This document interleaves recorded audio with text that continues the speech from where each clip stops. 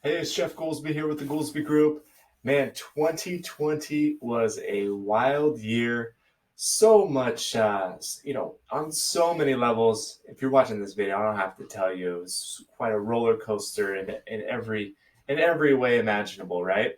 Well, real estate was wild as well. There was definitely some highs and lows, but all in all, the real estate market here in Roseville has been it's been hot. In fact, in Sacramento was rated the number one hottest real estate market in the country. And I think there's a lot that attributes to that, but I want to specifically dive into something that, really isn't super sexy. It's not a flashy statistic that I'm about to show you, but it's data that will help you realize how, you know, the market really isn't all that crazy. You might hear people, if talk to anybody that's involved with, one branch or level of real estate, as professionals that are involved in the market, we tend to say sometimes that the market's crazy. It's really not, and here's why. For a long time now, we've been trending downwards in terms of amount of homes available, inventory.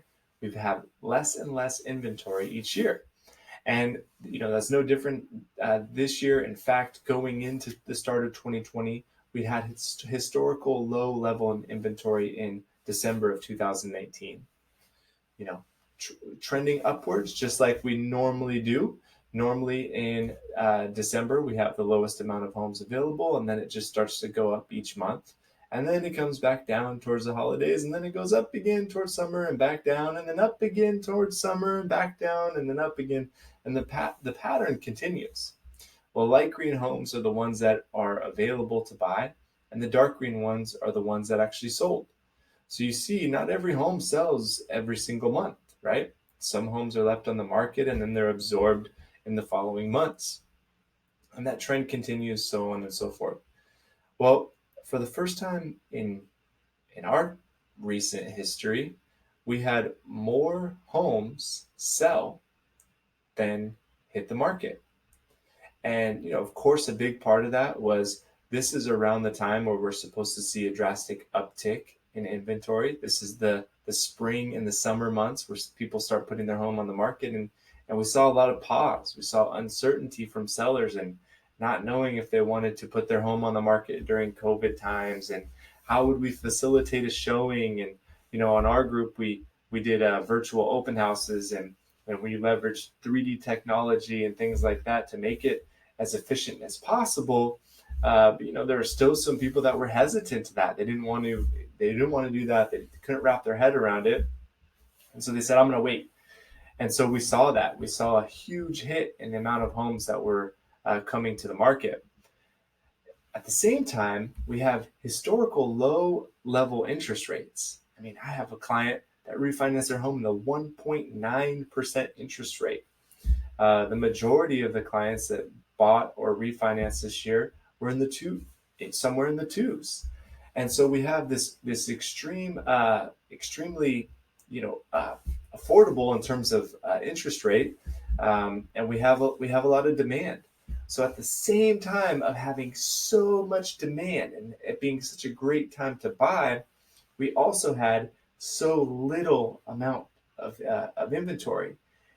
And so it was really just the perfect storm for any seller that wanted to sell their home. I mean, the average in Roseville was 100.5%. You were going to sell your home for at least what you're asking for. On average, the average client that we work with, or the majority, I should say, the clients that we work with sold for about 102%, right? And ask around, most people were not pricing their homes too low. In fact, in a lot of cases, we were setting the bar for the new comp and then still getting thousands over that. So for sellers really made out this year very well. That's not what I'm here to talk about. What I'm here to talk about is what to expect in the months going forward. And I wanted to show you this graph because I think it's really important to see the the the way inventory fluctuates throughout the years or throughout the months of the year. And so here we are, this is December 2015, January, February, March, April, and you just kind of you see it go up each month, right? Well, what I expect to see happen is now that we've experienced the year, we kind of missed out on the spring rush. Of course, anybody that planned on selling in spring and did it in summer, they've sold now. But there were definitely a large portion of people, as you can see by this graph, that just didn't put their houses on the market in in the in 2020. And what that tells me is that they're coming, right?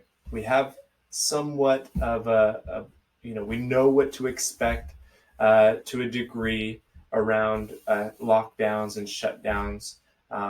We know sort of what to expect. There's a vaccine out now, so folks that were fearful about the virus itself have the hope of being vaccinated. There's things that are giving us more confidence to get back out into the marketplace.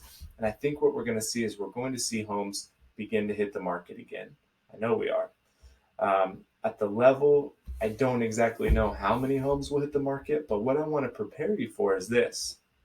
We're in December here, the lowest amount of homes that have ever hit the market. If we quadruple the amount of inventory, 1, 2, 3, 4. If we quadruple the amount of inventory that we had in December, it will feel like we have a whole bunch of houses to choose from. It'll feel like we have so many options, and it'll feel like the market's just been flooded with inventory. But the reality is this: the demand is still strong as long as interest rates stay good, and quadrupling our level of inventory since December is still not going to meet the average amount of homes that's available in the previous years. So what I want to prepare you for is more houses to hit the market. It's going to feel like a lot. I think that the sellers that sell sooner than later will probably reap the benefit of this bare bones level inventory and high demand market. I think that the sellers selling later on in the year are going to do just fine, but there might be a little bit of a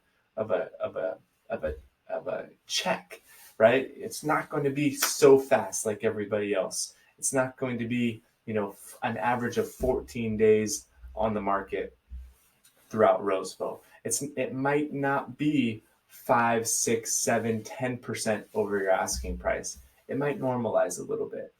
It's not going to be a bad thing. You're going to get through it just fine. You're probably still going to be successful. And as long as interest rates so low and affordability remains okay, you're going to make out just fine as a seller.